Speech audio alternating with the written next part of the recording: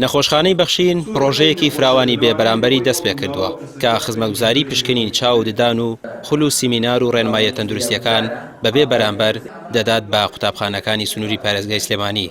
بەڕێبەری نەخۆشخانەکە باز لە پرۆژەکە دەکات کە ناوی بەخشین بۆ هەمووانی لێنراوە دەڵێ بەنیازین پرۆژەکە سەرتاسەری کوردستان بگرێتەوە. دیارە ئەو پرۆژەی بەخشین بۆ هەمووانە پرۆژەیەکی بێبەرامبەرە و لە قۆناغی یەکەمدا ئێمە پێمان باش بوو ئەم پرۆژەیە سەنتەری شاری سلێمانی بگرێتەوە دوجار بۆ دەوروبەر و قەزا و ناحیەکانی دەوروبەری سلێمانی. پرۆژەکە لە سەرەتادا تەنها ناوەندەکانی خوێندن دەگرێتەوە لە قۆناغی یەکەمدا. ئێمە بە قوتابخانە سەرەتاییەکان دەستمان پێکرد بۆ قوتابخانە و باخچە و ڕۆزەکان و قۆناغی تریشی هەیە لە قۆناغی تریژای ئینشاڵڵا ئۆفەرەکانمان زیاتر دەبێت و ئەلانی دەکەین لە کاتی خۆیان. ڕاستی گرفتێکی گەورە لە ناو منداڵاندا هەیە بە تایبەتی لە قۆناغی سەرەتایی هەندێک مەشاکیلی ددان هەیە و هەندێک مەشاکیلی چاو هەیە کە کەمتر وایە دایکان و باوکان هەستی پێ بکەن.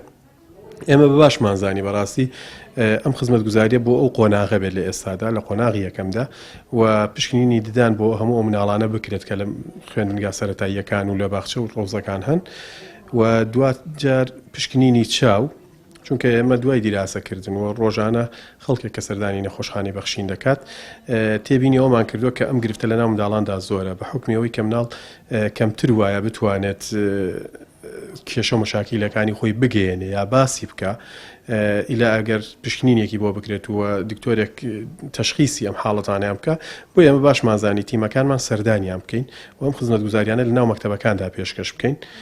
خزمەتگوزاریەکەش بێ بەرامبەرە و بەبێ ئیسیسنە هەموو ناوەندەکانی خوێندن دەگرێتەوە لە قۆناغی یەکەم داواکو باسم کرد و بۆ قۆناغی داهاتوش پلان و بەرنامەی خۆمان هەیە.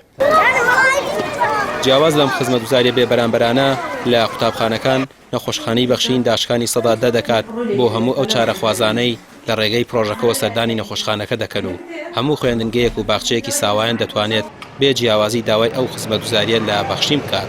بەڕێبەری قوتابخانەیەکیش ستایشی ئەو پرۆژەیە دەکات و دەڵێت خزمەتی زۆر بە قوتابیان دەکات.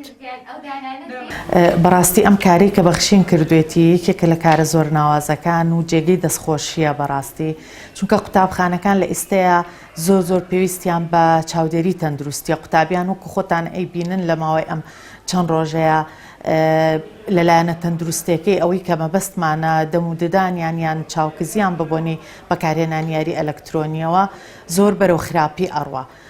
بەڕاستی چاودێریکردنیان و ڕێنماییکردنیان لەو لایەنانە بە تەنها ڕەنەکاری ئێمە نەبێت ئەبێ هاوکارێکی کەشمان هەبێت لەلایەنە تەندروستێکەوە.